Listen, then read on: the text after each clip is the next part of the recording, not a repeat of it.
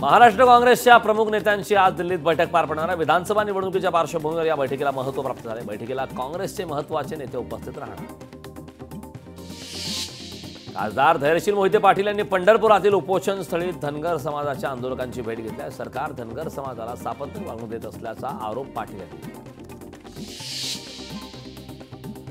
नायरमधील महिला डॉक्टरच्या विनयभंग प्रकरणी खासदार सुप्रिया सुळे यांच्याकडून आता कारवाईची मागणी करण्यात आलेली आहे। खासदार सुप्रिया सुळे यांनी ट्विटद्वारे मुख्यमंत्री शिंदेंना या प्रकरणात लक्ष घालण्याची विनंती केली।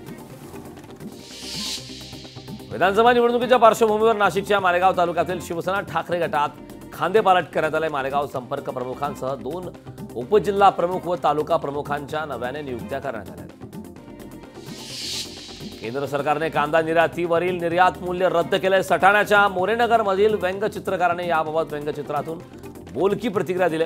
कांदा निर्यात मूल्य रद्द करणं म्हणजे सरकारला उशिरा सुचलेलं शहाणपण असल्याचं म्हटलं। अंतराळातून सुनीता विल्यमसन यांनी पत्रकार परिषद घेतलेली आहे। यात त्यांनी परतीच्या विलंबावर खुलासा केला। विमान उड्डाण करणं आणि अनेक महिने कक्षेत घालवणं आमच्यासाठी कठीण झाल्याचं सुनीता विल्यमसन यांनी म्हटलं। मुंबईसह राज्यात 7 दिवसांच्या बाप्पाला निरोप देण्यात आला। 7व्या दिवशी मुंबईत 18,358 गणेश मूर्तीचं विसर्जन करण्यात आलं। बाप्पाचा जयघोष करत बाप्पाला निरोप देण्यात आला। लालबागच्या राजाच्या दर्शनासाठी आज आणि उद्या मोठी गर्दी होण्याची शक्यता आहे। वीकेंडसह सलग 4 दिवस सुट्ट्या असल्याने भाविकांची मोठी गर्दी होणार आहे। गणरायाच्या जय जयकाराने संपूर्ण लालबागचा परिसर दुमदुमून निघाला आहे।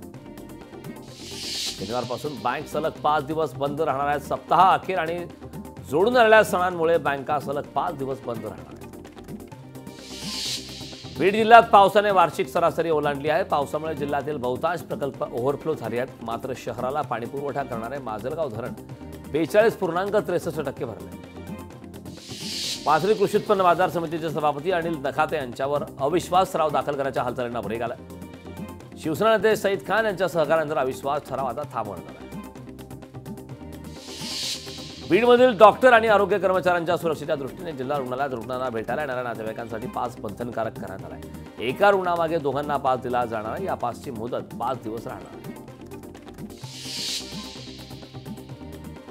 पश्चिम बंगालमधील डॉक्टरांनी राष्ट्रपती आणि पंतप्रधानांना हस्तक्षेप करण्याची मागणी पत्राद्वारे केली। डॉक्टरांच्या संघटनेने लिहिलेल्या 4 पाणीपत्राच्या प्रती उपराष्ट्रपती जगदीप धनखड तसेच आरोग्यमंत्री JP नड्डा यांनाही पाठवण्यात आल्या। राज्यातील इंजिनिअरिंग अभ्यासक्रमांच्या महाविद्यालयांना यंदा सुगीचे दिवस आले आहेत। यंदा इंजिनिअरिंग शाखेच्या विविध अभ्यासक्रमांना 1,40,000 विद्यार्थ्यांनी प्रवेश घेतल्याची माहिती समोर आली। परभणीत मानवत पत्रकार संघातर्फे गणेशोत्सवानिमित्ताने महिला आणि किशोरवयीन मुलींसाठी स्वसंरक्षण मार्गदर्शन कार्यक्रमाचं आयोजन करण्यात आलं होतं। या कार्यक्रमात जिल्हा क्रीडा अधिकारी कविता नावंते यांनी प्रात्यक्षिकासह मार्गदर्शन केलं। वाशिम जिल्ह्यात स्वच्छ माझे अंगण हे महत्त्वपूर्ण अभियान राबवण्याचं आवाहन जिल्हा परिषदेने केलं आहे। घरगुती स्वच्छता सवयींना प्रोत्साहन देण्यासाठी घनकचरा व्यवस्थापन आणि सांडपाणी व्यवस्थापनाची अंमलबजावणी हा या अभियानाचा उद्देश आहे।